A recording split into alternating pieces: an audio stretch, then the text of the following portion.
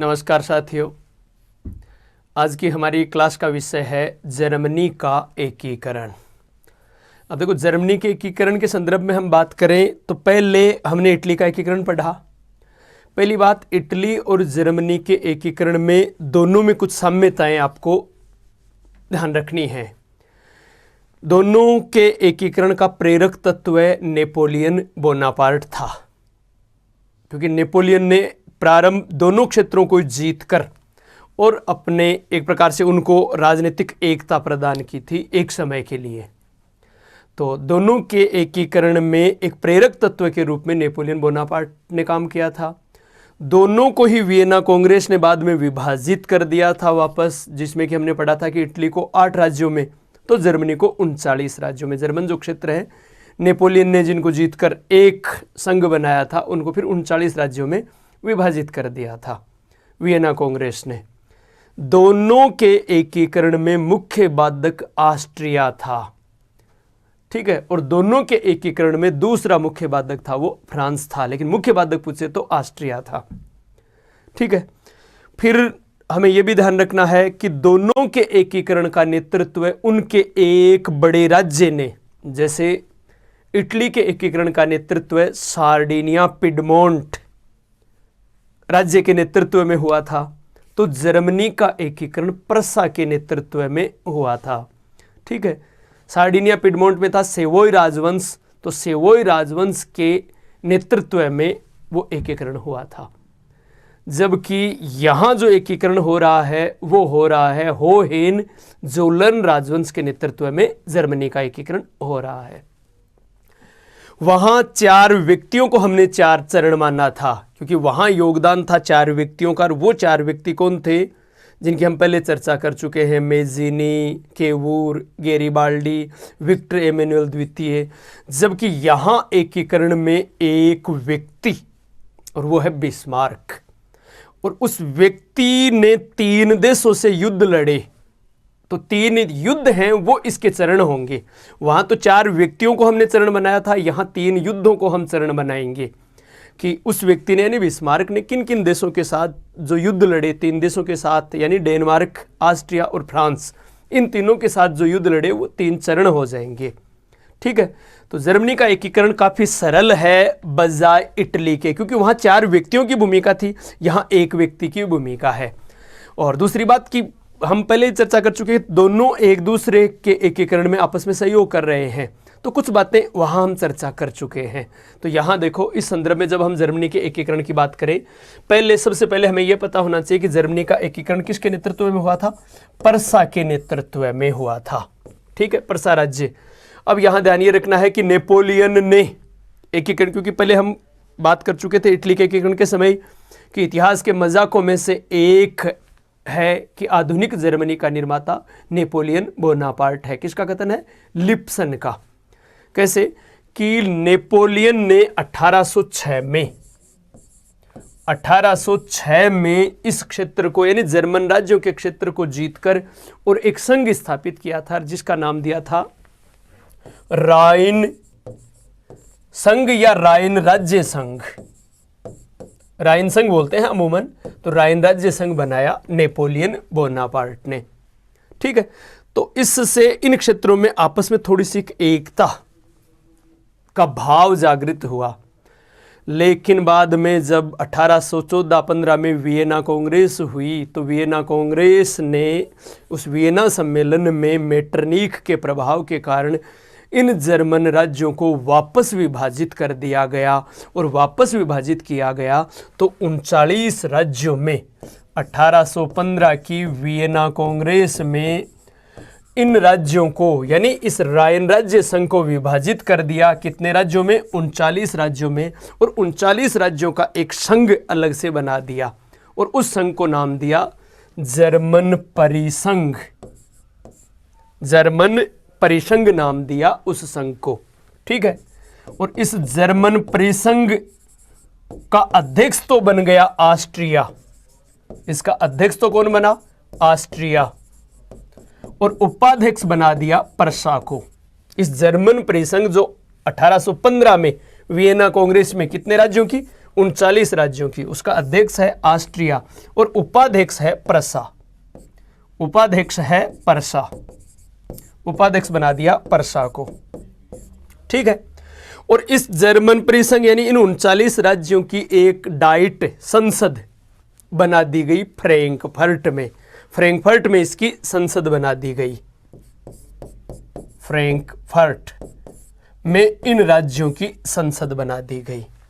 ठीक है, ये संसद बना दी गई जर्मन राज्यों की।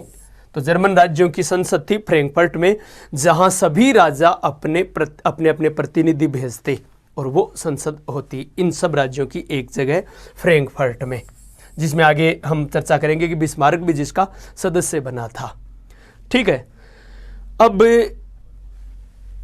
बात यहां पर कि ये जर्मनी का एकीकरण है, तो पहले हम थोड़ी सी बाधाओं के रूप में चर्चा करें कि मुख्य रूप से क्या बाधाएं थी एकीकरण में और फिर उनका कैसे निवारण हुआ। तो पहला हमारा बिंदु रहेगा जर्मनी के एकीकरण की प्रमुख बाधाएं। ठीक है, जर्मनी के एकीकरण की प्रमुख बाधाएं, और बाधाओं के क्रम में क्या क्या बाधाएं हो सकती हैं। जर्मनी के एकीकरण में जो बाधाएं हैं वो लेनी है। तो देखो, सबसे पहला वैचारिक भिन्नता या राजनीतिक जागृति का अभाव, राष्ट्रवाद का अभाव, अलग अलग, लेकिन वैचारिक भिन्नता पहली बात।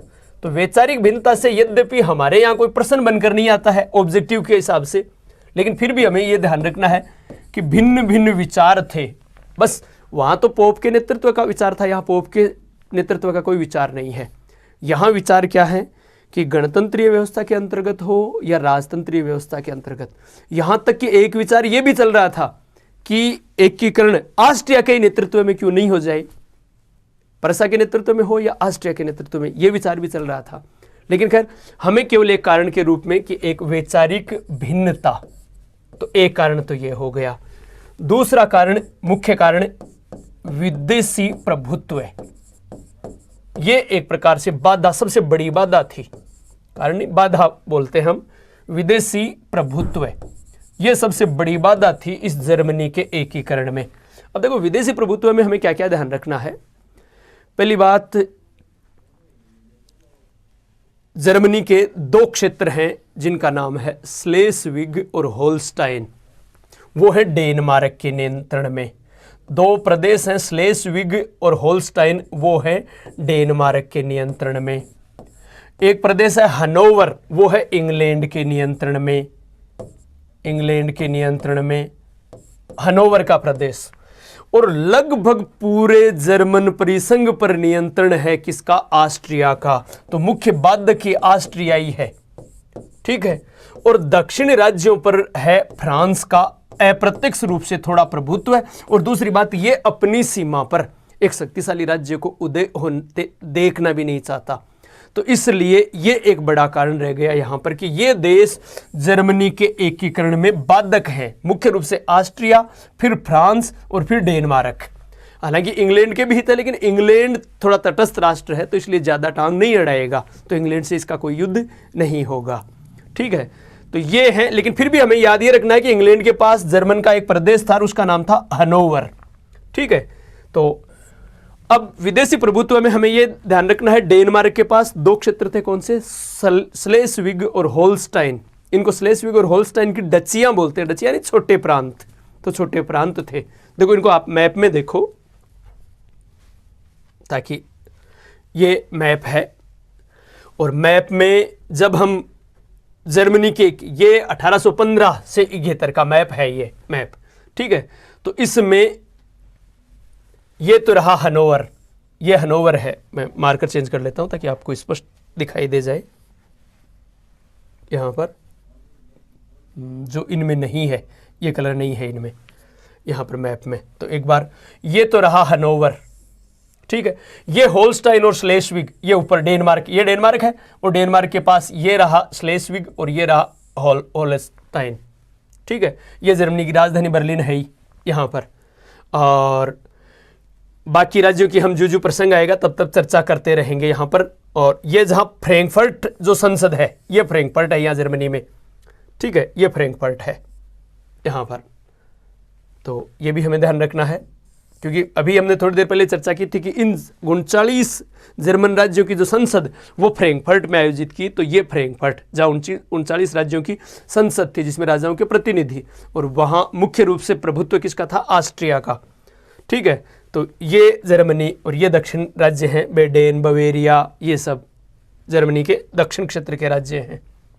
ठीक है, और ये यहाँ पर पास में फ्रांस है, नाम आएगा अल्सास और लोरेन। तो ये रहे, देखो अल्सास और लोरेन, आगे प्रसंग आएगा, ये फ्रांस से जुड़े हुए ये प्रदेश है, अल्सास और लोरेन के प्रदेश। तो ये मैप है। ठीक है, तो मुख्य रूप से हॉलस्टाइन और स्लेस्विग ये दोनों प्रदेश थे डेनमार्क के नियंत्रण में। ये हनोवर का प्रदेश है इंग्लैंड के नियंत्रण में। ठीक है, और बाकी जर्मन राज्यों पर प्रभुत्व है मुख्य रूप से ऑस्ट्रिया का, और ये जो दक्षिण वाले हैं इधर, इन पर थोड़ा नियंत्रण है किसका? फ्रांस का। इस प्रकार से हमें ये बात ध्यान रखनी है। ठीक है, चलो खैर, अब हम आगे बात करें, अगली बाधा के रूप में बात करें तो अगली बाधा प्रतिक्रियावादी नीति, किसकी? बिस्मार्क की। तो प्रतिक्रियावादी नीति,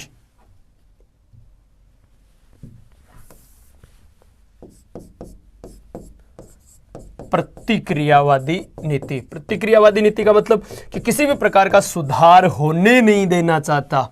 विशेष तौर से प्रतिक्रियावादी कौन है? मेटरनिख। तो मेटरनिख जर्मन राज्यों में राष्ट्रीयता की भावना को पनपने ही नहीं देना चाहता। वो हर कीमत पर वहां जो भी कोई राष्ट्रवाद की या एकता की भावना उत्पन्न होती है तो उसे दमन करने का प्रयास करता है। और इसके लिए देखो क्या है, इसी क्रम में उसने एक कालस्वाद आदेश जारी किए थे। कालस्वाद में जर्मन राज्यों की एक संसद बुलाई 1819 में। 1819 में जर्मनी के कार्लस्वाद शहर में उसने एक जर्मन राज्यों की संसद बुलाई या सम्मेलन बुलाया, और उस सम्मेलन में उसने राष्ट्रवादियों के विरुद्ध कुछ प्रस्ताव पारित किए, जिनमें प्रेस पर नियंत्रण का प्रस्ताव, विश्वविद्यालयों में राजाओं के प्रतिनिधियों के नियुक्ति का प्रस्ताव, गुप्तचर व्यवस्था को सुदृढ़ करने का प्रस्ताव, ऐसे कुछ प्रस्ताव पारित किए। और उन आदेशों को, वो जो आदेश वहां जारी किए, उनको कहा जाता है कार्लस्वाद के आदेश। ठीक है, ये बात ध्यान रखना है, उनको कहा जाता है कार्लस्वाद आदेश। यहां ये देखो तात्कालिक कारण क्या था इसका, कि एक कार्ल सेंड नाम का राष्ट्रवादी व्यक्ति था, क्रांतिकारी व्यक्ति था, और इस कार्ल सेंड ने एक मेटरनिख का समर्थक था, एक रूसी लेखक, और उस रूसी लेखक को बोलते कोटज्यू। कोटज्यू नाम का एक रूसी लेखक था, वो हमेशा जर्मन राष्ट्रवाद के खिलाफ लिखता। तो परिणामतः इसकी हत्या कर दी इस कार्ल सेंड ने। तो ये तात्कालिक कारण बन गया इस कार्लस्वाद में राजाओं के सम्मेलन बुलाने का। बाकी तो वो भाई राष्ट्रवाद के खिलाफ तो पहले से ही था, इसलिए वो अध्यादेश जारी तो करना चाहता था, लेकिन उसने तत्काल क्यों जारी किए वो आदेश? इसलिए सम्मेलन बुलाया तत्काल कि इस कार्ल सेंड नाम के राष्ट्रवादी या क्रांतिकारी नेता ने इस कोटज्यू रूसी लेखक की हत्या कर दी। तो ये कह सकते हैं कि भाई ये मेटरनिख का ही एक प्रकार से व्यक्ति था, और इसकी हत्या करना ये मेटरनिख को नागवार गुजरा, और मेटरनिख ने इस प्रकार से सम्मेलन बुलाया और वहां से जो आदेश जारी किए उनको कहा जाता है कालस्वाद के आदेश, क्योंकि कालस्वाद से जारी किए।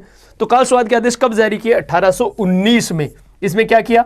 विश्वविद्यालयों में राष्ट्रवादी गतिविधियों को रोकने के लिए कई प्रकार के अध्यादेश जारी किए।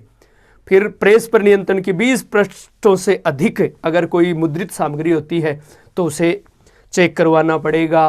विश्वविद्यालयों में किसी प्रकार की राष्ट्रवादी गतिविधि हो तो नहीं रही है, इसलिए प्रत्येक राजा वहां प्रतिनिधि नियुक्त करेगा और इस बात की निगरानी करेगा। गुप्तचर भी छोड़े जाएंगे। ऐसे कुछ अध्यादेश जारी किए, उनको कहा जाता है कालस्वाद के आदेश। ठीक है, तो प्रतिक्रियावादी नीति के अंतर्गत हमें यह बात याद रखनी है। अब सवाल ये उठता है कि ये एकीकरण हुआ तो इसमें सहायक तत्व क्या क्या बने। अब मुख्य बड़ी भूमिका बिस्मार्क की है, लेकिन पहले पृष्ठभूमि तो तैयार होगी। अब उस पृष्ठभूमि में क्या क्या सहायक तत्व थे, तो हम उन सहायक तत्वों की बात करें कि इस एकीकरण में सहायक तत्व क्या क्या थे। तो सबसे पहला सहायक तत्व है बौद्धिक जागृति।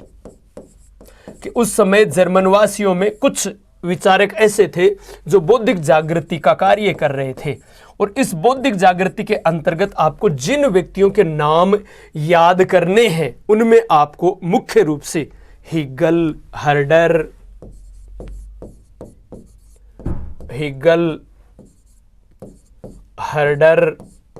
सीले या सीलर बोलते हैं, सीलर, फिक्टे,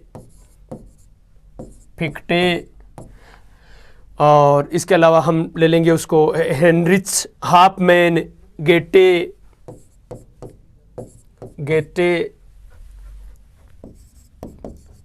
हेनरिच हाफमैन। ये कुछ विद्वान हैं जिन्होंने जर्मनी के एकीकरण में एक वैचारिक क्रांति पैदा की। जर्मनी के लोगों में वैचारिक, जैसे हीगल के बारे में हमने प्राय सुना है कि इसने शक्ति आधारित राज्य की अवधारणा पर बल दिया। किसने? हीगल ने। तो शक्ति आधारित राज्य तभी बन सकता है जब सभी जर्मनी क्षेत्र के राज्य एक हो जाएं। तो ये बात ये ध्यान रखना कि शक्ति आधारित राज्य की अवधारणा पर बल कौन दे रहा है? हीगल दे रहा है, ये बात ध्यान रखना। और जो हर्डर है वो फोक यानी जनता, तो जनता के आदर्श को, ये तो शक्ति को आदर्श मानता है, ये जनता को, तो फोक यानी जनता के आदर्श, फोक या जनता के आदर्श को पर बल दिया, आदर्श पर बल दिया है। तो जनता की एकता पर बल दिया, फोक की एकता पर बल दिया है, ये बात भी आपको ध्यान रखनी है। और फिक्टे ने address to the German people नाम से एक पुस्तक लिखी थी। किसने? फिक्टे ने। Address to the German people, किसने लिखी? फिक्टे ने ये पुस्तक लिखी है। ठीक है, इसके बाद में इसका देखो, ये क्या नाम, हेनरिच हाफमैन, इसने सॉन्ग ऑफ जर्मनी नाम से एक गीत लिखा था। सॉन्ग ऑफ जर्मनी किसने लिखा था? हेनरिच हाफमैन ने लिखा था। तो इन लोगों ने अपने इन विचारों के माध्यम से बौद्धिक जागृति का कार्य किया था। फिर बौद्धिक जागृति को आगे बढ़ाने का कार्य अगले कारण के रूप में हम बात करें, एक विश्वविद्यालय था, जेना विश्वविद्यालय का योगदान। क्योंकि जर्मनी के जो विश्वविद्यालय हैं उनमें सबसे ज्यादा यानी प्रारंभिक महत्वपूर्ण भूमिका निभाई, अग्रणी भूमिका निभाई जेना विश्वविद्यालय ने। जेना विश्वविद्यालय के विद्यार्थियों ने ही 1815 में वियना व्यवस्था के विरुद्ध, क्योंकि 1815 की वियना कांग्रेस के अंतर्गत क्या किया? जर्मन राज्यों का विभाजन कर दिया। और यह बात कुछ जर्मन लोगों को या जेना विश्वविद्यालय के विद्यार्थियों को अच्छी नहीं लगी, तो परिणामतः उन्होंने 1815 में ही एक संगठन स्थापित किया जिसे बोलते हैं बर्सेन सेप्ट। तो इस बर्सेन सेप्ट नाम के संगठन की स्थापना की जेना विश्वविद्यालय के विद्यार्थियों ने, यह बात ध्यान रखना है। और ट्रिस्ट ये नाम था, ट्राटस्की नहीं है, ट्राटस्की तो रूस में आएगा, ट्रीटस्की नाम के एक व्यक्ति, इसका महत्वपूर्ण योगदान था इस बर्सेन सेप्ट की स्थापना में। ठीक है, तो और ये जो जिसकी हम चर्चा कर रहे थे उसकी कार्ल सेंड की, वो कार्ल सेंड इस बर्सेन सेप्ट का सदस्य था जिसने कि रूसी लेखक कोत्जू की हत्या की थी। तो ये बर्सेन सेप्ट, ये दल, इसका मुख्य उद्देश्य क्या था? वियना व्यवस्था को ध्वस्त करना। तो बर्सेन सेप्ट आपको याद रह जाएगी भाई, ये बर्सेन सेप्ट संगठन की स्थापना कब हुई? क्योंकि वियना कांग्रेस के विरुद्ध है, वियना कांग्रेस की व्यवस्था का विरोध कर रही है। तो वियना कांग्रेस वाले वर्ष यानी 1815 में। तो इसका अगर उद्देश्य पूछें, 1815 याद रह जाएगा तो आपको उद्देश्य याद रह जाएगा कि उद्देश्य क्या है? वियना कांग्रेस की व्यवस्था को ध्वस्त करना, तोड़ना। उसमें क्या किया? जर्मन राज्यों का विभाजन किया है, जबकि ये क्या चाहते हैं? जर्मन राज्यों की एकता चाहते हैं। तो वियना कांग्रेस के अंतर्गत जो व्यवस्था स्थापित की थी उस व्यवस्था का विरोध करना था। और इसका एक नारा था, सम्मान यानी ऑनर। ठीक है, तो सम्मान, फिर फ्रीडम यानी स्वतंत्रता, तो स्वतंत्रता, और तीसरा पितृभूमि यानी फादरलैंड, जैसे हम मातृभूमि बोलते हैं ना, तो वैसे पितृभूमि। ये तीन इसके स्लोगन थे, सम्मान, स्वतंत्रता और पितृभूमि। ये बात ध्यान रखना है, ये इनके स्लोगन थे, नारे थे, ये इसका आदर्श वाक्य था। ये कह सकते हैं कि ये आदर्श वाक्य है इसका, किसका? बरसेनशिफ्ट का। क्या आदर्श वाक्य है? सम्मान, ऑनर, और यहां पर स्वतंत्रता, फ्रीडम, और फादरलैंड अर्थात पितृभूमि। ये इसका आदर्श वाक्य है बरसेनशिफ्ट का। ठीक है। फिर एकीकरण में एक महत्वपूर्ण भूमिका निभाई एक आर्थिक संघ ने, जालवरीन संघ। जालवेरीन संघ, इसने एकीकरण में काफी महत्वपूर्ण भूमिका निभाई। देखो क्या है, पहली बात तो आपको यह ध्यान रखना कि जालवरीन संघ है क्या? जर्मन राज्यों का एक आर्थिक संघ है, चुंगी संघ है जालवरीन। ठीक है, ये एक प्रकार का आर्थिक संघ या चुंगी संघ है जिसकी स्थापना देखो प्रारंभ हम ये कह सकते हैं कि 1819 से प्रारंभ हो चुका है। ये 1819 से दो, एक तो परसा और एक दूसरा राज्य था जिसका नाम था स्वार्जबर्ग सोंदर शोसन। नाम थोड़ा टेढ़ा है, स्वार्जबर्ग सोंदर शोसन। हालांकि देखो ये नाम इस प्रकार का है कि आपके ऑप्शन में आएगा तो अपने आप पकड़ में आ जाएगा, जर्मनी के जो भी राज्य हैं इनमें, कि जालवरीन संघ की शुरुआत 1819 में किन दो राज्यों के बीच में आर्थिक समझौता होने से हुई थी। तो एक तो परसा है, ठीक है, दूसरा कौन है? स्वार्जबर्ग सोंदर शोसन, ये राज्य का नाम है। इन दोनों के मध्य पहले शुरुआत हुई थी। देखो क्या है, इसको ऐसे समझो, ये पूरा जर्मन क्षेत्र है। वियना कांग्रेस में इसको बांट दिया 39 राज्यों में। ठीक है, 39 राज्यों में इनमें सबसे बड़ा छोड़ दिया इस प्रशा को। इसका मतलब एकीकरण किसके नेतृत्व में होगा? प्रशा के नेतृत्व में। तो वियना कांग्रेस ने एक उत्तर दे दिया कि भाई प्रशा के नेतृत्व में, क्योंकि जो बड़ा है उसके नेतृत्व में ही एकीकरण होगा। ठीक है, अब यहां पहले कोई भी चीज निर्मित होती और अगर उसे बेचना है, जैसे इस राज्य में हम ये मान लें कि ये दक्षिण का बेडेन राज्य है और इस बेडेन राज्य में कोई वस्तु उत्पादित हुई, अब वो यहां जाएगी इधर से होकर, तो जहां यहां उस 5 रुपए या 100 रुपए की वो वस्तु बनी थी, अगर वो 100 रुपए की बनी तो इस पर 5 रुपए यहां टैक्स लग जाएगा। तो इस प्रकार से ऐसे होते होते अगर वो 10 राज्यों तक चली गई तो बहुत बड़ी कीमत हो गई वहां पर। कहने का तात्पर्य इन राज्यों, और अगर 20 राज्य पार कर लिए तो जितनी कीमत उसकी यहां शुरुआत हुई थी उसकी डबल कीमत में वो प्रशा में पहुंचेगी, तो ये टैक्स बहुत ज्यादा लगता। अब क्या है, जब इन दो राज्यों ने, परसा और स्वार्जबर्ग ने, जब ये समझौता कर लिया, स्वार्जबर्ग सोंदर शोसन ने ये जब समझौता कर लिया कि भाई हम दोनों में आपस में किसी प्रकार का टैक्स नहीं लगेगा, चुंगी नहीं लगेगी, तो यहां की वस्तु यहां जाती तो उसी कीमत में मिलती, तो आर्थिक फायदा हुआ लोगों को। आगे चलकर फिर 1833-34 में इसमें 18 राज्य शामिल हो गए, 18 राज्य, और इसे परसा ने या फ्रैंकफर्ट की संसद ने भी मान्यता दे दी और इसका अध्यक्ष था परसा। यह बात भी ध्यान रखना, जालवरीन संघ का अध्यक्ष कौन था? परसा।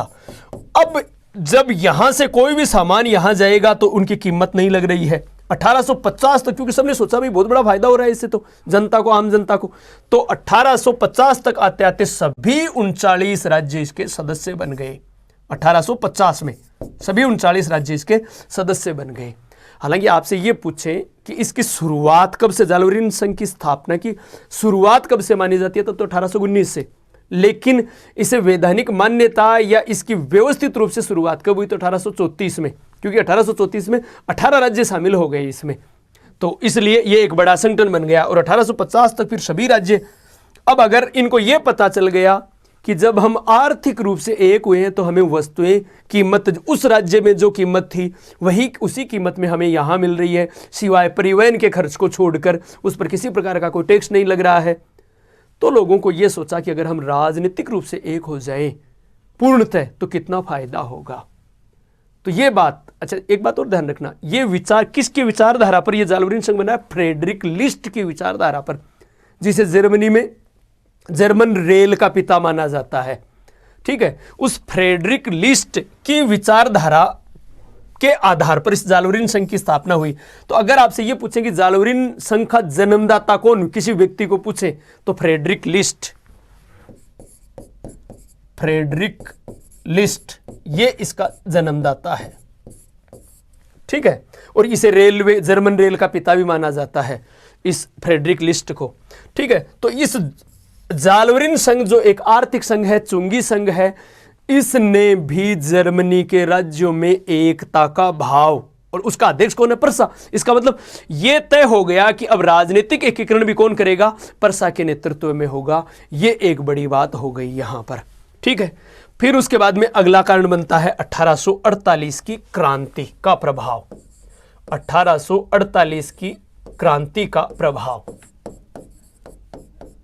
कि जर्मनी के एकीकरण में साधक तत्व क्या क्या हैं, एकता के प्रयास क्या क्या है, हम उनको पढ़ रहे हैं। तो जिनमें सबसे पहले बौद्धिक जागृति का प्रयास, जिसमें सीले, हिगल, फिक्टे, ये क्या नाम, हर्डर, इनके संदर्भ में हमने बात की। फिर उसी क्रम में जेना विश्वविद्यालय और बर्सेनशिफ्ट, उन्होंने भी राष्ट्रीय जागृति में योगदान दिया, जर्मनी के एकीकरण के प्रयास में योगदान दिया। फिर उसके बाद में हमने ये चर्चा की कि भाई जो क्या नाम है इसका, जालवरिन संघ, जालवरिन संघ ने भी एक महत्वपूर्ण भूमिका निभाई, जो कि एक आर्थिक संघ था। अब बात आती है 1848 की क्रांति। देखो, ये फ्रांस की तीसरी क्रांति है। फ्रांस में 3 क्रांतियां हुई, एक 1789 में, वो प्रथम क्रांति थी, दूसरी 1830 में दूसरी क्रांति थी, और तीसरी क्रांति हुई 1848 में। अब हम पहले ही चर्चा कर चुके हैं कि अगर जुकाम फ्रांस को होगा तो छींक पूरे यूरोप को आएगा, यानी क्रांति फ्रांस में होगी तो पूरा यूरोप प्रभावित होगा। ये बात पहले भी कर चुके हैं।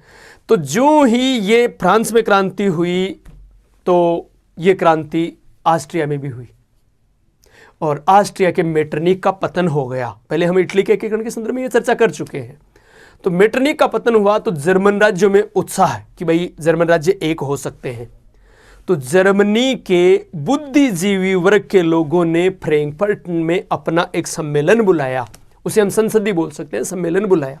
सभी जर्मन राज्यों के प्रतिनिधियों ने, जो कि बुद्धिजीवी वर्ग थे, और उन्होंने वहां एक संवैधानिक राजतंत्र का संविधान बनाया, और उस संवैधानिक राजतंत्र में मुखिया बनाया उन्होंने पर्सा के राजा फ्रेडरिक विलियम चतुर्थ को। यानी एक संविधान बना लिया कि उसमें राजा है वो प्रमुख होगा, लेकिन राजा संविधान के दायरे में रहेगा, और सभी जर्मन राज्यों में एक ही राजा होगा। ऐसा संविधान बना लिया, और उसमें एक ही राजा के लिए किसके लिए उन्होंने सिफारिश की? फ्रेडरिक विलियम चतुर्थ के लिए। अब वो संविधान बनाकर वो गए फ्रेडरिक विलियम चतुर्थ के पास कि साहब आप ये इस पूरे जर्मन साम्राज्य का ताज पहनो, और ये संविधान है। देखो एकीकरण कितना नजदीक आ रहा है। सभी जर्मन राज्यों के प्रतिनिधियों ने ऐसा करके इस प्रकार से उस फ्रेडरिक विलियम चतुर्थ को पूरे जर्मन साम्राज्य का ताज पहनाने का प्रयास किया, लेकिन फ्रेडरिक विलियम चतुर्थ ने इनकार कर दिया। ये लो साहब, पानी फिर गया उनकी मेहनत पर। उन्होंने तो मेहनत की थी कि भाई ऑस्ट्रिया के मेटरनिक का पतन हो गया, इसका मतलब अब हम पर ऑस्ट्रिया का इतना प्रभुत्व नहीं रहेगा, और बाकी इस प्रकार से जो बुद्धिजीवी वर्ग है उन्होंने संविधान बनाया कितनी मेहनत से, और उसमें राजा को फ्रेडरिक विलियम चतुर्थ को मुखिया बनाया, लेकिन फ्रेडरिक विलियम चतुर्थ ने इनकार कर दिया, तो पानी फिर गया। इनकार क्यों किया? इसके पीछे 2 वजह थी। एक वजह तो थी ऑस्ट्रिया का भय कि मेटरनिक का पतन हुआ है, लेकिन ऑस्ट्रिया तो वही है। तो एक तो अगर फ्रेडरिक विलियम ने क्या सोचा कि अगर मैंने सम्राट का पद ग्रहण कर लिया तो ऑस्ट्रिया मेरे खिलाफ हो जाएगा, अभी मेरा इतना सामर्थ्य नहीं है कि मैं ऑस्ट्रिया की शत्रुता मोल ले सकूं। तो एक तो ये कारण था। दूसरा, फ्रेडरिक विलियम चतुर्थ है वो क्लियर स्पष्ट राजतंत्रवादी था, वो संवैधानिक दायरे में नहीं रहना चाहता था। तो जनता के चुने हुए प्रतिनिधियों द्वारा बनाए हुए संविधान के दायरे में वो नहीं रहना चाहता था, इसलिए वो किसी संविधान के दायरे में रहकर शासन नहीं बल्कि निरंकुश रूप से शासन करना चाहता था, इसलिए उसने उसको इनकार कर दिया। अर्थात वो लोकतंत्रीय व्यवस्था या प्रजातंत्रीय व्यवस्था या संवैधानिक व्यवस्था में विश्वास नहीं करता था। तो परिणामतः ये योजना विफल हुई। लेकिन जर्मनी के भाग्य से फ्रेडरिक विलियम चतुर्थ पागल हो गया। अब आप ये कहोगे साहब सम्राट का पागल होना, देखो बात यहां पर यह है कि वो पहले पागल हो गया तो उसका संरक्षक बना कौन? विलियम प्रथम, उसका छोटा भाई। फ्रेडरिक विलियम चतुर्थ के पागल होने के बाद और फिर जब उसकी मृत्यु हो गई, पागल अवस्था में ही फ्रेडरिक विलियम चतुर्थ की मृत्यु हो गई 1861 में, तो खुद सम्राट बन गया विलियम चतुर्थ। विलियम चतुर्थ, सॉरी विलियम प्रथम, मैंने विलियम चतुर्थ बोल दिया। फ्रेडरिक विलियम चतुर्थ की जगह ये विलियम प्रथम सम्राट बन गया, ठीक है, जो कि कब बनता है? 1861 में, और 1861 से 1888 तक यही रहता है सम्राट। इसका मतलब जर्मनी का एकीकरण किसके नेतृत्व में होगा? विलियम प्रथम सम्राट। बिस्मार्क करेगा, लेकिन सम्राट कौन है? विलियम प्रथम है, यह बात भी ध्यान रखनी है। फिर एकीकृत जर्मनी का सम्राट भी कौन बनेगा? यह विलियम प्रथम। जैसे एकीकृत इटली का सम्राट सार्डिनिया पिडमोंट का सम्राट विक्टर एमेनुअल द्वितीय बना था, वैसे ही एकीकृत जर्मनी का सम्राट, पर्सा का सम्राट विलियम प्रथम बनेगा। अब विलियम प्रथम जब सम्राट बना 1861 में, सम्राट का पद ग्रहण किया, तो यह महत्वाकांक्षी था। यह चाहता था कि भाई मैं एक सिर्फ पर्सा तक सीमित नहीं रहूं, पूरे एकीकृत जर्मनी का सम्राट बनूं। लेकिन अब परिस्थितियां बदल चुकी थी। अब ऑस्ट्रिया का प्रभुत्व और मजबूत हो चुका था। वो 1848 वाली परिस्थितियां अब नहीं हैं। तो विलियम प्रथम जानता था कि अगर मुझे एकीकृत जर्मनी का सम्राट बनना है तो मुझे संघर्ष करना होगा, और संघर्ष के लिए सैन्य तैयारी करनी होगी। इसलिए उसने कहा भी इस संदर्भ में, सम्राट बनते समय एक कथन कहा था कि पर्सा का भविष्य सैनिक शक्ति पर निर्भर है। अगर आपसे पूछे ये कथन किसका है कि पर्सा का भविष्य सैनिक शक्ति पर ही निर्भर है, तो किसका है कथन? विलियम प्रथम का। अब वो सम्राट बना तो उसने दो योग्य व्यक्तियों को अपना युद्ध मंत्री और सेनापति बनाया, क्योंकि उसका मूल काम युद्ध वाले क्षेत्र पर, रक्षा क्षेत्र पर बल देना था। तो उसने अपना रक्षा मंत्री या युद्ध मंत्री बनाया। किसको? वानरून को। इसने वानरून को बनाया अपना युद्ध मंत्री बोल सकते हो या रक्षा मंत्री बोल सकते हो, इसको रक्षा मंत्री, ठीक है। और वान मालटक्के को बनाया, वान मालटक्के को बनाया सेनापति, मालटक्के को बनाया अपना सेनापति। ये ध्यान रखना, जो बिस्मार्क जो 3 युद्ध लड़ेगा, उन तीनों युद्धों में जर्मन सेना का सेनापति वान मालटक्के रहेगा, ठीक है। तो सेनापति का भी नाम ध्यान रखना, वान मालटक्के, और युद्ध मंत्री या रक्षा मंत्री कौन है? वानरून। इन दोनों को बनाया इसने। अब सम्राट बनने के बाद, क्योंकि एकीकरण के लिए क्या करना होगा? ऑस्ट्रिया से युद्ध होगा, तो सेना के लिए, सैन्य शक्ति के लिए धन की आवश्यकता, और धन पर नियंत्रण है संसद का। अब संसद, बाकी चीजें ठीक है, लेकिन आर्थिक रूप से संसद को जर्मनी, पर्सा में यह विधान बना हुआ है कि अगर संसद पारित करे बजट, तो ही अनुदान उसमें वृद्धि की जा सकती है। अब समस्या यह आ गई कि जो संसद में 2 सदन थे, निम्न सदन था, उसमें उदारवादियों का बहुमत था। वो युद्ध के नाम से ही डरते थे, क्योंकि नेपोलियन ने पीट पीट के सबको इतना ऐसा बना दिया था कि डरपोक बिल्कुल एकदम से युद्ध का नाम लेते ही वो बिल्कुल एकदम से भयभीत हो जाते। तो उन लोगों ने युद्ध का विरोध करना शुरू कर दिया कि भाई, कहने का तात्पर्य सेना के लिए बजट देने से इनकार कर दिया कि सेना के लिए हम बजट नहीं देंगे। तो विलियम प्रथम के सामने चुनौती आ गई। तो परिणामतः उसने क्या किया? संसद को भंग कर दिया और नए चुनाव करवाए इस मुद्दे पर। जब इस मुद्दे पर नए चुनाव करवाए तो अब की बार पहले से भी ज्यादा उदारवादियों का बहुमत आ गया। यह तो दिक्कत हो गई, क्योंकि जर्मन जनता, पर्सा की जनता युद्ध नहीं चाहती थी, सैन्य सुधार नहीं चाहती थी, तो ज्यादा बहुमत आ गया उदारवादियों का। यह तो बहुत बड़ी समस्या हो गई। अब विलियम प्रथम क्या करे कि या तो अपने सुधारों को त्याग दे या खुद इस्तीफा दे दे, नैतिक आधार पर कि भाई मैंने इस मुद्दे पर चुनाव लड़ा था, हार गया, या कोई और रास्ता निकाले। तो उसने इस्तीफा देने की बात सोच ली। निराशा की स्थिति में तभी उसे वानरून ने कहा, साहब आपको चिंता करने की आवश्यकता नहीं है, आपके पास एक ऐसा तुरूप का इक्का है जिसे आप इस्तेमाल करो, वो किसी भी समस्या के समाधान के लिए सबसे उपयुक्त व्यक्ति है, बस आप उसे प्रयोग में लो। और वो व्यक्ति आपकी ओर से ही इस समय फ्रांस में राजदूत है, आप उसे अपना चांसलर बनाओ। और वो व्यक्ति, तो देखो वानरून ने सलाह बड़ी, कौन व्यक्ति नहीं चाहेगा कि मैं खुद चांसलर बनूं, लेकिन उसे पता था कि योग्य कौन है। तो परिणामतः उसने कहा कि वो एक ऐसा व्यक्ति है जो ये भी जानता है कि मेरे इस कदम का जो मैंने आज उठाया है 20 वर्ष बाद इस कदम का परिणाम क्या निकलेगा।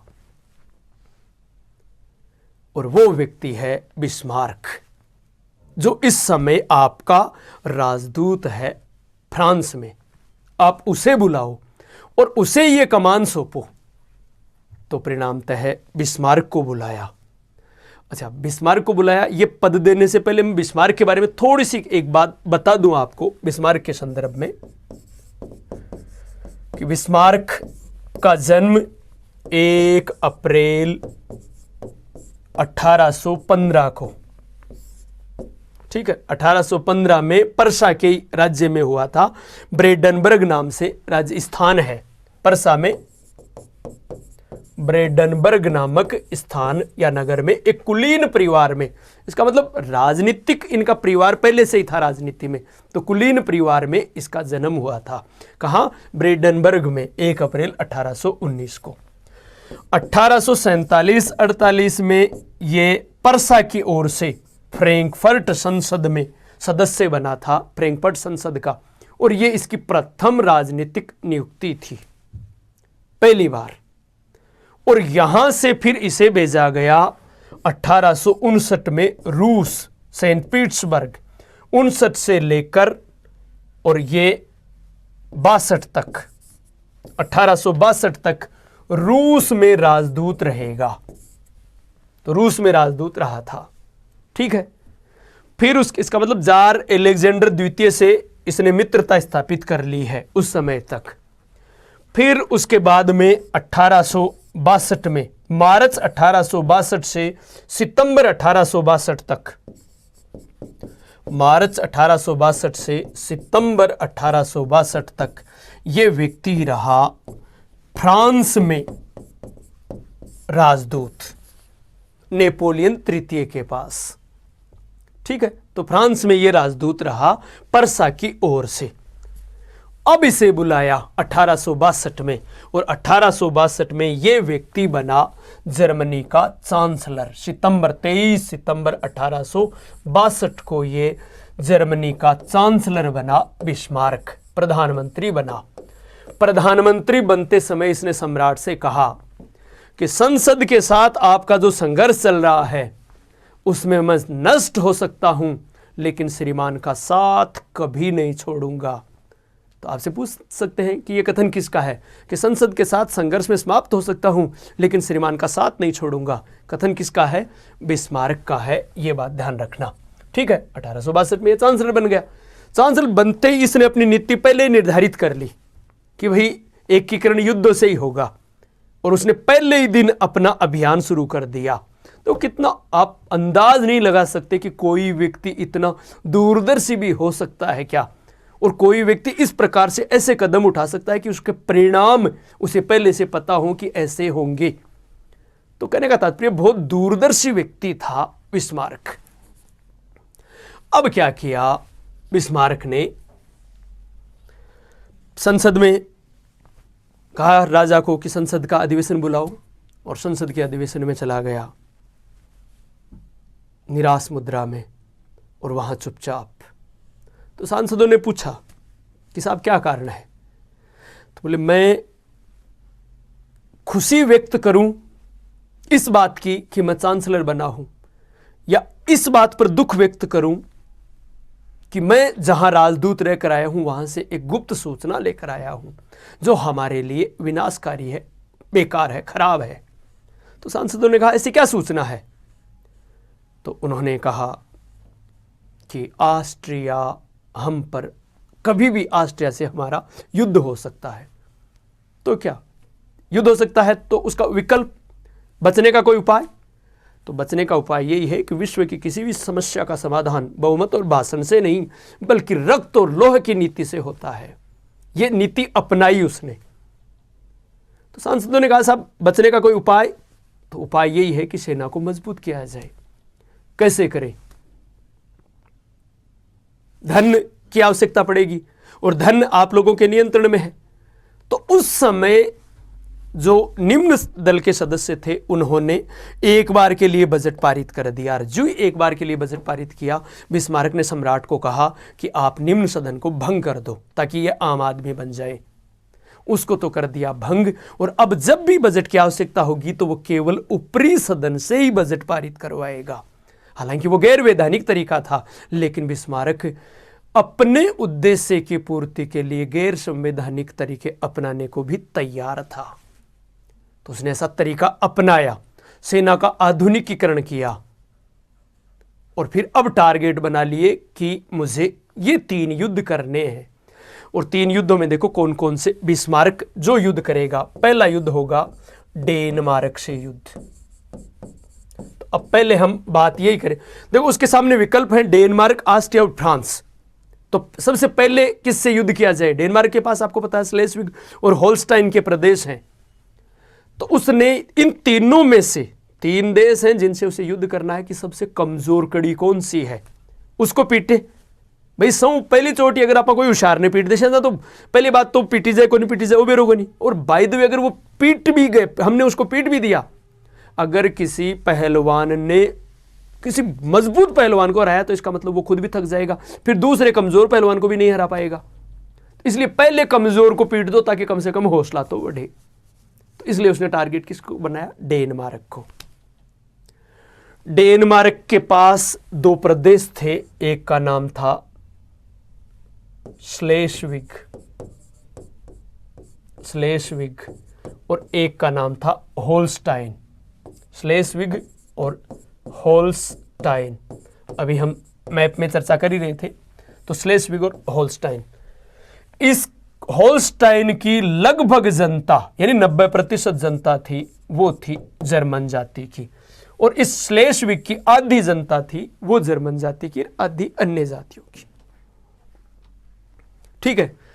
अब इन दोनों क्षेत्रों, ये जो इस डेनमार्क के नियंत्रण में थे, 1815 की वियना समझौते में और 1952 में एक लंदन सम्मेलन हुआ था। उस लंदन संधि के अंतर्गत इनको सिर्फ इतना कहा गया था डेनमार्क को कि आप केवल इनका प्रशासन देखोगे, इन पर पूर्ण नियंत्रण नहीं करोगे, इन्हें अपने साम्राज्य में नहीं मिलाओगे। लेकिन डेनमार्क ने लंदन संधि का उल्लंघन करते हुए 1863 में इन दोनों को अपने साम्राज्य में मिला लिया। इस बात का बिस्मार्क ने विरोध किया। अब बिस्मार्क यह जानता था कि अगर मैं अकेला आक्रमण करूंगा तो यद्यपि जीत तो सकता हूं डेनमार्क से, लेकिन पहली बात डेनमार्क के साथ कोई और आ सकता है। दूसरी बात, यूरोप में सब लोग मेरे खिलाफ, क्योंकि उस समय नेपोलियन ने सबको इन युद्धों को इस प्रकार से बना दिया था, कोई युद्ध का नाम लेता तो सब उसके विरुद्ध हो जाते। ये ऐसी स्थिति कर दी थी। तो इसका मतलब अगर मैंने पहले युद्ध कर दिया तो दिक्कत हो सकती है। तो उस समय पूरे यूरोप का लगभग हम ये कह सकते हैं कि इंग्लैंड तो अलगाव की नीति अपना ही रहा था, बाकी ऑस्ट्रिया एक प्रभुत्वशाली, सोचो जब संपूर्ण इटली और जर्मनी के राज्यों पर उसका प्रभुत्व था, इसका मतलब एक प्रकार से यूरोप का दादा था। तो उसने क्या सोचा कि अगर दादा सागे ले ले जना, भाई आपने एक मारवाड़ी में कहावत है कि बाबो सन कहे लेकिन बाबा नुकुण कहे, अगर हमने ऑस्ट्रिया को साथ ले लिया और फिर आक्रमण किया तो यूरोप का कोई देश हमें कुछ नहीं कहेगा। तो चूंकि ऑस्ट्रिया जर्मन परिसंघ का अध्यक्ष भी था, तो बिस्मार्क ने यह कहा कि देखो हमारे परिसंघ के क्षेत्रों को उसने मिला लिया अपने में, और आप परिसंघ के अध्यक्ष हो, इसलिए हमें कार्यवाही करनी चाहिए। और दूसरी बात, अगर हम कार्यवाही करेंगे तो इन क्षेत्रों का हम अपने अनुसार निर्णय कर लेंगे। और जैसा आप चाहोगे निर्णय करोगे। तो उसने ऐसा नहीं बताया कि उस पहले नहीं बताया कि निर्णय क्या करना है, क्योंकि ऑस्ट्रिया पर छोड़ दिया और बिस्मार्क को पता था क्या होने वाला है।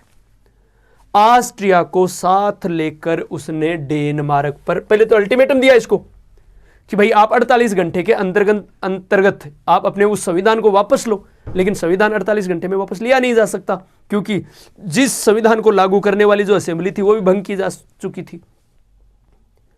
और समय इतना कम दिया कि इंतजार ही नहीं किया, उससे पहले ही ऑस्ट्रिया को लेकर आक्रमण कर दिया 1864 में। तो यह युद्ध होगा 1864 में, डेनमार्क से युद्ध। डेनमार्क पराजित हुआ और उसे एक संधि करनी पड़ी, इसे अक्टूबर 1864 में, जिसे हम बोलते हैं वियना की संधि। 1864 में दोनों देखो, यहां 1864 में संयुक्त सेना है किसकी? ऑस्ट्रिया और प्रसा की, प्लस प्रसा की। इन दोनों ने मिलकर डेनमार्क पर 1864 में आक्रमण किया। डेनमार्क पराजित हुआ और 1864 में ही, अक्टूबर 1864 में ही, अक्टूबर 1864 में ही इसने इन दोनों देशों के साथ एक संधि कर ली, उसे हम बोलेंगे वियना की संधि। वियना की संधि, ठीक है। डेनमार्क पराजित हुआ तो वियना ऑस्ट्रिया की राजधानी है, तो वहां संधि कर ली। क्या संधि कर ली? कि ये जो होल्स्टाइन और स्लेस्विग के प्रदेश हैं वो मैं तुम्हें सौंप रहा हूं। होल्स्टाइन और स्लेस्विग के प्रदेश आप दोनों, अब भविष्य में आप जो चाहो निर्णय वो मुझे मंजूर होगा इनके बारे में। होल्स्टाइन स्लेस्विग के प्रदेश और साथ में एक लाइनबुर्ग का प्रदेश और था, तो ये तीनों क्षेत्र सौंप दिए इन दोनों देशों को। तो इसकी भूमिका तो समाप्त हो गई डेनमार्क की। अब बिस्मार्क को पता था कि अब ऑस्ट्रिया से समझौता करना है, भाई इनका क्या किया जाए, इन प्रदेशों का इनका क्या हो। तो इस परिणामतः ये जो डेनमार्क से क्षेत्र लिए हैं, होल्स्टाइन, स्लेस्विग और लाइनबुर्ग के प्रदेश, इनका क्या किया जाए, इन पर विचार किया जाए। तो इसके लिए इन दोनों में आपस में, ऑस्ट्रिया और प्रसा में एक समझौता हुआ जिसे बोलते हैं गेस्टाइन समझौता। गेस्टाइन समझौता, यह बात ध्यान रखना है, ठीक है। 1864 में ही है अगस्त, और ये हो जाएगा 14 अगस्त 1865 को। 64 बोल दिया मैंने, 65 को, 14 अगस्त 1865 को। किन के मध्य? इन दोनों के मध्य, प्रसा और ऑस्ट्रिया के मध्य, क्योंकि डेनमार्क की भूमिका तो यहां खत्म हो गई। डेनमार्क ने तो दोनों को दे दिए, होल्स्टाइन स्लेस्विग के प्रदेश और लाइनबुर्ग का प्रदेश, कि आप जानो आपका काम जाने। तो इस समझौते के अंतर्गत अब देखो यहां बिस्मार्क ने कितनी चालाकी से काम लिया है कि भाई ये दो प्रदेश है, इनमें से प्राथमिकता आपकी है, आप लो। अब ये प्रदेश की एक आपका हो जाएगा, एक मेरा हो जाएगा। बिस्मार्क को पता था ऑस्ट्रिया कौन सा प्रदेश लेगा, क्योंकि होल्स्टाइन बड़ा था, स्लेस्विग छोटा था, तो दिखती बात है वो बड़े प्रदेश को ही लेगा। और बिस्मार्क देना भी वो बड़ा प्रदेश यानी होल्स्टाइन ही चाहता था, क्योंकि वो होल्स्टाइन नहीं दे रहा है, वो सरदर्द दे रहा है। क्यों? क्योंकि उसमें 90% जर्मन जाति के लोग हैं, जिनको वो जब चाहे तब अपने फेवर में कर सकता है, अपने और पक्ष में कर सकता है। तो इसलिए इस समझौते के अंतर्गत पहली शर्त यही हो गई कि होल्स्टाइन का प्रदेश है वो किसको मिल गया? प्रसा को। होल्स्टाइन, सॉरी, इसको ऑस्ट्रिया को, होल्स्टाइन ऑस्ट्रिया को मिल गया, ठीक है। और फिर स्लेस्विग का, दूसरी शर्त, स्लेस्विग का प्रदेश है, स्लेस्विग का प्रदेश है वो किसके पास आ गया? प्रसा के पास। तो एक प्रदेश तो मिल गया उसे, बात एकीकरण की चर्चा कर रहे हैं तो एक प्रदेश मिल गया उसे एक बार यहां पर, इसमें यह स्लेस्विग का प्रदेश आ गया इसके पास। अब इस प्रदेश की प्राप्ति के बाद अब देखो तीसरा, लाइनबुर्ग का प्रदेश बच गया। लाइनबुर्ग वाले को प्रसा ने कीमत देकर खरीद लिया। अब देखो यहां भी बहुत समझदारी का काम किया है। ऑस्ट्रिया ने तो क्या सोचा, भाई फ्री को, जो उदाहरण के लिए वो फ्री को मोबाइल मिल रहे अगर रास्ते में, और हम दो प्रत्याशियों ने आपस में उसको कि भाई फ्री का मिला है तो आधी कीमत में जो ज़्यादा रुपए लगाएगा उस हिसाब से खरीद लेंगे। तो कीमत तो कम ही, सामने वाला तो क्या सोचेगा कि भाई मुझे तो कम से कम इसकी कीमत मिल रही है, मेरा है ही नहीं फिर भी कीमत मिल रही है। तो यहां बिस्मार्क ने लाइनबुर्ग का प्रदेश कीमत देकर खरीद लिया। इससे क्या हुआ? कील नहर पर इसका नियंत्रण हो गया, और यह बात ऑस्ट्रिया के समझ में नहीं आई। तो लाइनबुर्ग का प्रदेश कीमत देकर खरीद लिया उसने। ठीक है, तो इस प्रकार से यह समझौता हो गया, गेस्टाइन समझौता। बिस्मार्क जानता था कि यह समझौता अस्थायी है, इसलिए उसने कहा भी इसके संदर्भ में कि मैंने दरार को कागज से ढक दिया, हमने दरार को कागज से ढक दिया। कि दरार है हम में, होगी दरार, आगे लड़ाई होगी इनमें, लेकिन एक बार के लिए हमने कागज से ढक दिया। इस समझौते, ध्यान रखना, हमने दरार को कागज से ढक दिया। यह किस समझौते के संदर्भ में है? तो गेस्टाइन समझौते के संदर्भ में। किसका कथन है? बिस्मार्क का। और यहां देखो, इस समझौते में ऑस्ट्रिया को कुछ भी समझ में नहीं आया, नुकसान ही नुकसान होगा। आप तो सोच रहे हो फायदा कि बड़ा प्रदेश ले लिया ये, क्योंकि ये सरदर्द दिया उसको। यहां खुद बिस्मार्क कह रहा है कि मैं सोच भी नहीं सकता ऑस्ट्रियन, कोई ऐसा ऑस्ट्रियन राजनयिक होगा जो इस प्रकार के समझौते पर हस्ताक्षर करेगा। तो यहां यह बात भी बिस्मार्क ने किस समझौते के संदर्भ में कही है?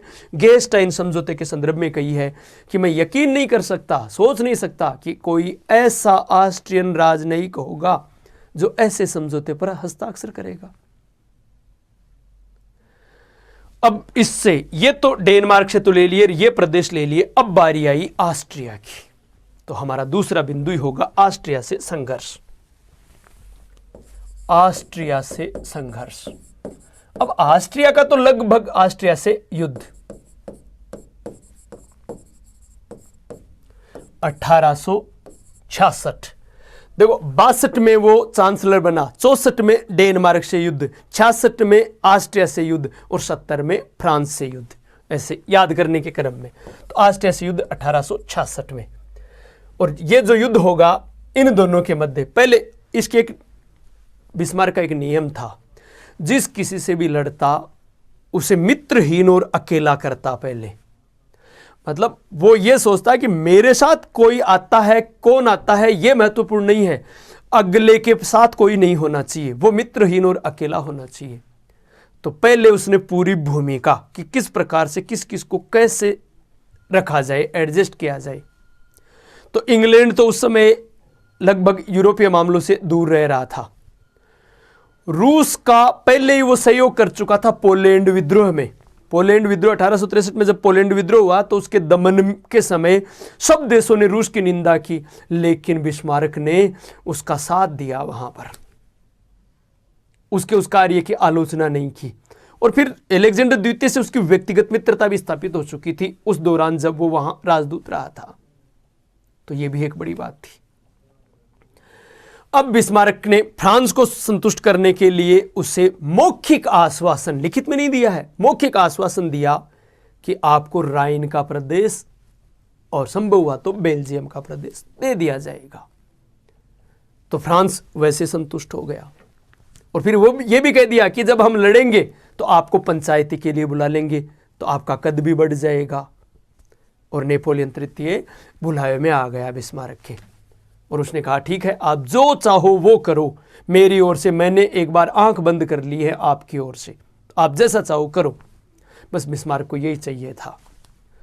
ऑस्ट्रिया को, फिर इटली को भी, इटली का एक प्रदेश वेनेसिया ऑस्ट्रिया के नियंत्रण में था, इसलिए उसके पास भी गया कि भाई अगर आप सहयोग करोगे तो आपका प्रदेश मिल जाएगा। तो वहां इटली इसके साथ हो गया। इसका मतलब ऑस्ट्रिया को चारों ओर से मित्रहीन और अकेला कर दिया।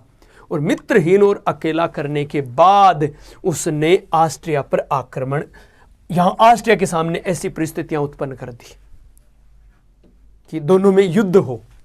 युद्ध हुआ, और वो जो युद्ध हुआ 1866 में, वो युद्ध है सेडोवा का युद्ध। सेडोवा का युद्ध, चूंकि ये युद्ध 7 सप्ताह, अच्छा इसको कोनिग्राज का युद्ध भी बोलते हैं, ये बात भी ध्यान रखना, सेडोवा या कोनिग्राज का युद्ध। और चूंकि यह युद्ध 7 सप्ताह तक चला था, इसलिए इसको 7 सप्ताह का युद्ध भी कहा जाता है। 7 सप्ताह का युद्ध भी कहा जाता है। और इस युद्ध में ऑस्ट्रिया बुरी तरह से पराजित हुआ,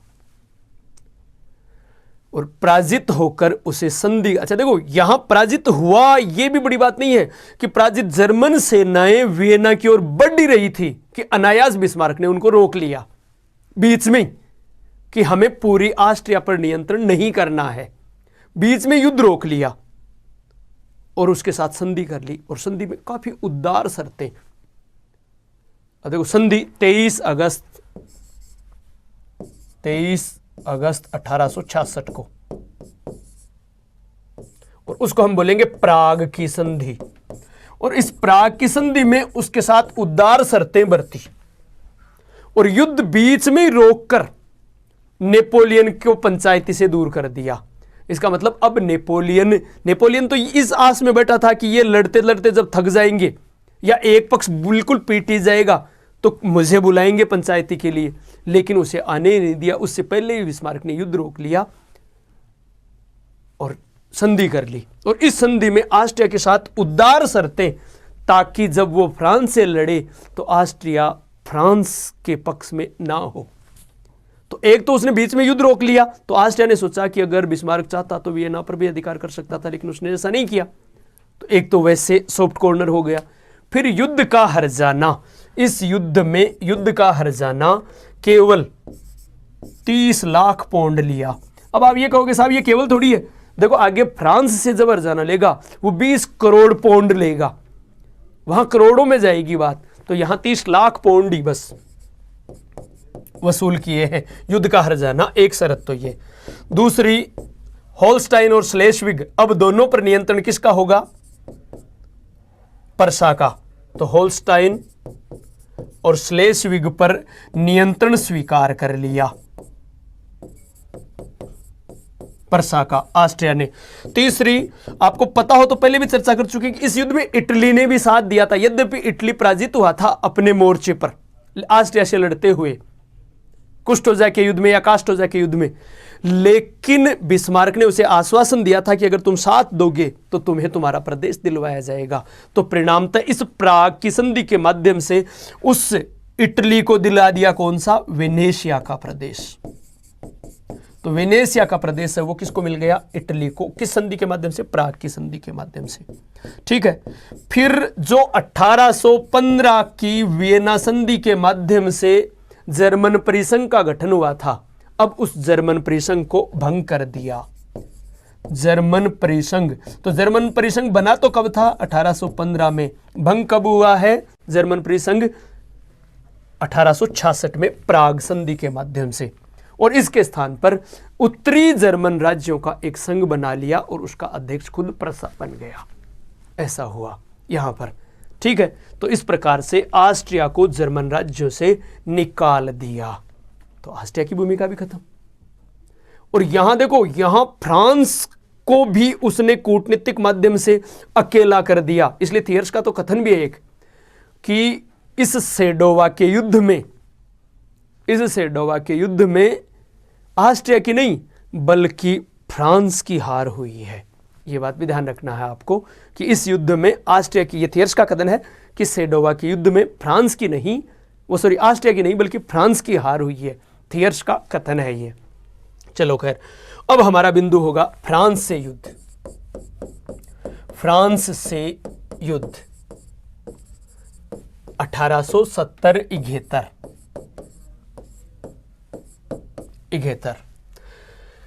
बिस्मार्क ने उसी नीति का अनुसरण किया, मित्रहीन और अकेला करने की। तो इससे पहले तो मित्रहीन और अकेला किया। अब युद्ध के कारण बहाने ढूंढना कि कैसे युद्ध हो। तो देखो, पहला कुछ जो कारण है उनमें से हम चर्चा करें कि भाई क्या कारण रहे होंगे इनके मध्य युद्ध के। तो पहली बात तो यही हो गई कि प्राग संधि में ऑस्ट्रिया के साथ उदारता बरत दी और नेपोलियन को पंचायती का अवसर नहीं दिया, तो इसलिए भी नेपोलियन क्षुब्ध था। और फिर जो मौखिक आदेश दिया था, वो मौखिक आश्वासन दिया था कि आपको राइनलैंड के प्रदेश दे दिए जाएंगे, उससे भी मुकर गया बिस्मार्क, क्योंकि उसको भी डुलमेल नीति से दिया था, तो वो भी नहीं दिए। तो एक तो वैसे नाराज था ही। फिर दूसरी बात ये हुई कि नेपोलियन हॉलैंड को नीदरलैंड बोलते हैं वर्तमान में, हॉलैंड या नीदरलैंड से एक प्रदेश खरीदना चाहता था और हॉलैंड वो बेचना चाहता था। लग्जमबर्ग, तो हम कारण ये लिख सकते हैं लग्जमबर्ग का प्रश्न, कि लग्जमबर्ग का प्रदेश वो खरीदना चाहता था नेपोलियन तृतीय यानी फ्रांस, किससे? हॉलैंड या नीदरलैंड से। पूरी तैयारी भी हो चुकी थी, कीमत भी तय हो चुकी थी, लेकिन जब बिस्मार्क को पता चला तो बिस्मार्क ने ऐसा वातावरण बनाया, क्योंकि बिस्मार्क को पता चला कि भाई ये कभी ना कभी प्रसा के नियंत्रण में भी रहा है लग्जमबर्ग, तो उसने ऐसे प्रोड्यूस किया जैसे वो प्रसा का एक क्षेत्र हो, पूरे यूरोप में ऐसा माहौल बना दिया। भाई उदाहरण के लिए मैं अब किसी स्टूडेंट की एक बार के लिए कॉपी ले लूं और फिर वो कॉपी स्टूडेंट वापस ले ले, लेकिन फिर कोई दूसरा व्यक्ति उस कॉपी रजिस्टर को, उस रजिस्टर को कोई खरीदने की कोशिश करे, तो मैं ये पूरे प्रचारित कर दूं कि देखो साहब मेरा रजिस्टर है, इसको बेच रहा है और ये खरीद रहा है। ऐसा उसने करना शुरू कर दिया, तो परिणामतः वातावरण बिस्मार्क के पक्ष में हो गया और नेपोलियन को वो सौदा रद्द करना पड़ा। तो इससे भी नेपोलियन दुखी था, यानी बिस्मार्क के खिलाफ था। फिर तात्कालिक कारण बन गया इन दोनों के मध्य एक एम्स्तार की घटना। एम्स्तार की घटना, अब एम्स्तार की घटना क्या है? एम्स्तार की घटना के संदर्भ में हम बात करें तो ये मूलतः स्पेन के उत्तराधिकार से संबंधित है। तो यहां स्पेन के उत्तराधिकार का प्रश्न भी आ सकता है कि एम्स्तार का संबंध किससे है? स्पेन के उत्तराधिकार प्रश्न से संबंधित है।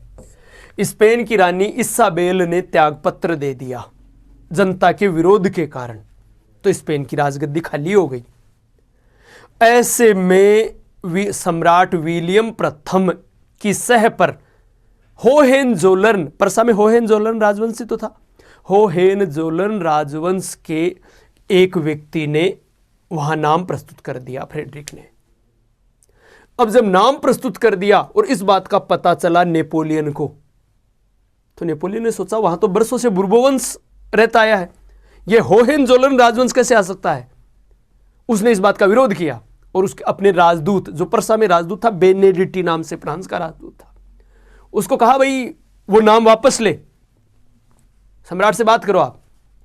बेनेडिक्टी ने बात की और वो नाम वापस ले लिया विलियम प्रथम ने। ठीक है, इस बात से फ्रांस के विदेश मंत्री को और ज्यादा उत्साह आया कि हमारे कहने मात्र से नाम वापस ले लिया, इसका मतलब अब और दबाव डालो उन पर कि भविष्य में भी ऐसा कभी नाम प्रस्तुत ना करे, होहेनजोलर्न राजवंश के किसी भी व्यक्ति को स्पेन या अन्य देश में ऐसे उत्तराधिकारी घोषित ना करें बिना फ्रांस की सहमति के। तो ये तो एक प्रकार से अपमान करने वाली बात हो गई। लेकिन फ्रांस का राजदूत बेनेडिक्टी है, वो विलियम प्रथम के पास गया। उस समय विलियम प्रथम एम्स नामक स्थान पर था और उसने ये सारी बात कही। विलियम प्रथम ने वो बातें तार के माध्यम से, बात है 13 जुलाई की, तार के 13 जुलाई 1870 की, तार के माध्यम से भेज दी। वो बातें कहां पर? बिस्मार्क के पास, बर्लिन में। और बिस्मार्क ने क्या किया कि भाई 13 जुलाई का दिन है, कल फ्रांस का राष्ट्रीय दिवस होगा 14 जुलाई को, अगले दिन। इसका मतलब अगर फ्रांस में ये समाचार उनके अखबारों में इस रूप में, क्योंकि केवल शब्दों का हेरफेर, वो एम्स्तार वाली जो घटना, उसको संदेश भेजा गया, शब्द वही थे, शब्दों को उल्टा पुल्टा कर दिया जिससे कि उनका अर्थ, क्योंकि बिस्मार्क हर मामले में बड़ा जादूगर था, उसने उस तार की घटना के शब्दों को तोड़ मरोड़ कर ऐसे प्रस्तुत कर दिया जैसे फ्रांस के अखबारों में फ्रांस के लोगों को यह लगे कि हमारे सम्राट का अपमान किया गया है, और जर्मनी के लोगों को यह लगे, सॉरी हमारे फ्रांस के लोगों को तो यह लगे कि हमारे राजदूत का और नेपोलियन का अपमान किया गया है, और जर्मनी के लोगों को यह लगे कि सम्राट विलियम प्रथम का अपमान किया गया है। तो उन शब्दों के हेर फेर से ही उसने यहां खेल खेल दिया। मैं देखो शब्दों का हेर फेर, आज सुबह ही मैं एक मोबाइल में एक जब किसी स्टेटस को देख रहा था, तो एक स्टेटस में वाक्य ऐसा लिखा हुआ था कि मैं काफी अकेला हूं, और उसी को फिर दूसरे उसने देखो घुमाकर क्या लिखा है नीचे कि मैं अकेला ही काफी हूं। वही शब्द वो क्यों है, लेकिन उनको इधर उधर कर दिया। बस ऐसे ही बिस्मार्क ने क्या किया, उस तार की सूचना को इधर उधर करके उधर तो फ्रांस के अखबारों में प्रकाशित करवा दिया। राष्ट्रीय दिवस पर व्यक्ति में जज्बा बहुत ज्यादा रहता है, आक्रोश बहुत ज्यादा था, तो लोगों ने वहां की सरकार पर, नेपोलियन पर इतना दबाव डाला कि युद्ध की घोषणा करनी पड़ी। बिना किसी तैयारी के नेपोलियन ने युद्ध की घोषणा कर दी, जबकि बिस्मार्क पहले से ही पूरी तैयारी किए बैठा था, क्योंकि उसे पता था ये होने वाला है।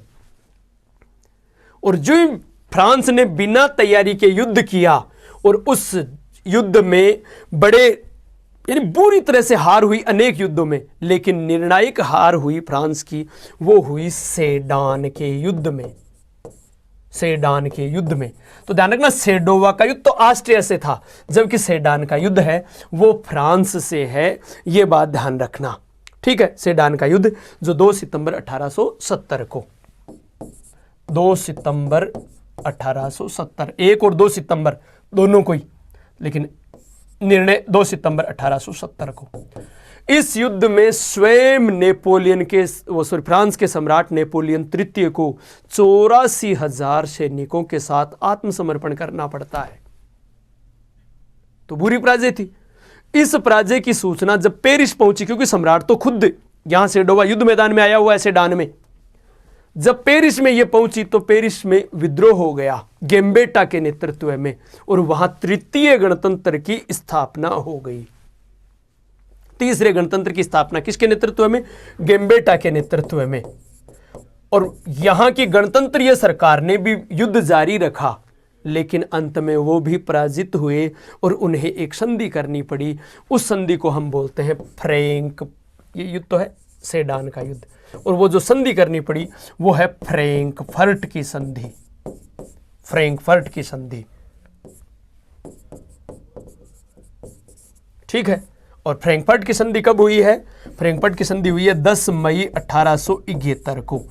इस संधि से पहले ही वर्साय पर अधिकार करके, पेरिस में वर्साय पर अधिकार करके, और वर्साय के महल में बिस्मार्क ने, जो कभी लुई 16वें का महल होता था, जर्मनी के एकीकरण की घोषणा कर दी थी जनवरी 1871 में ही, 18 जनवरी 1871 को एकीकरण की घोषणा कर दी थी, और एकीकृत जर्मनी का सम्राट विलियम प्रथम को बना दिया था और खुद चांसलर बन गया था। और फिर इन बातों की पुष्टि हुई इस फ्रैंकफर्ट संधि में, जो कब हुई है? 10 मई 1871 को। और इस संधि के माध्यम से अब जर्मनी का एकीकरण पूर्ण हो गया, युद्ध का हर्जाना लादा गया इसमें, इस पर युद्ध का हर्जाना, और वो लादा गया 20 करोड़ पौंड। और जब तक ये हर्जाना नहीं चुका पाएगा फ्रांस, ये 3 वर्ष के अंदर देना था, जब तक वो युद्ध का हर्जाना नहीं चुका पाएगा तब तक जर्मनी की सेना उत्तरी फ्रांस में रहेंगी, फ्रांस के ही खर्चे पर। और उससे अल्सास और लोरेन के प्रदेश भी ले लिए। ये अल्सास और लोरेन के प्रदेश ही आगे चलकर प्रथम विश्व युद्ध का कारण बनेंगे। ठीक है, तो ये इन 3 युद्धों के माध्यम से, देखो एक बार वापस थोड़ा सा सरलता से देख लो कि इन 3 युद्धों के माध्यम से बिस्मार्क ने, आपको याद ऐसे करना है, पहले पूर्व की पृष्ठभूमि को एक बार छोड़ो, वो तो आपको पढ़नी पड़ेगी। हमें याद ये करना है कि बिस्मार्क ने 3 युद्धों के माध्यम से 3 चरण हो गए। डेनमार्क से युद्ध, वियना संधि और गेस्टाइन समझौता 1864-65 एक चरण। दूसरा ऑस्ट्रिया से युद्ध जो सेडोवा का युद्ध और प्राग की संधि 1866। तीसरा फ्रांस से युद्ध, और कब? 1870 में फ्रांस से युद्ध और फ्रैंकफर्ट की संधि 1871। सेडान का युद्ध है, फ्रांस से युद्ध है वो। बस इनके माध्यम से बिस्मार्क एकीकरण करता है जर्मनी का। और बाकी बिस्मार्क के संदर्भ में आगे बातें आएंगी अपने, जब हम प्रथम विश्व युद्ध से संबंधित चर्चा करेंगे। गुटबंदियों का जन्मदाता है, और प्रथम विश्व युद्ध के बारे में पहले ही भविष्यवाणी कर दी थी बिस्मार्क ने पूर्वी समस्या को लेकर कि प्रथम यानी विश्व युद्ध, उसने ये कहा कि विश्व युद्ध होगा, मैं नहीं देखूंगा आप देखोगे, और वो पूर्व से होगा। और वो भविष्यवाणी सच भी हुई थी उसकी। विलियम प्रथम तो उसको एक जादूगर कहता था, ऐसा जादूगर जो अपने पास 5 गेंदें रखता है, जिनमें से 2 गेंदों को हमेशा हवा में रखता है। तो ऐसा जादूगर बिस्मार्क को कहता था वो। ठीक है, तो बाकी शेष परिचर्चा अगले टॉपिक के साथ अगली क्लास में मिलेंगे। तब तक के लिए जय हिंद, जय भारत।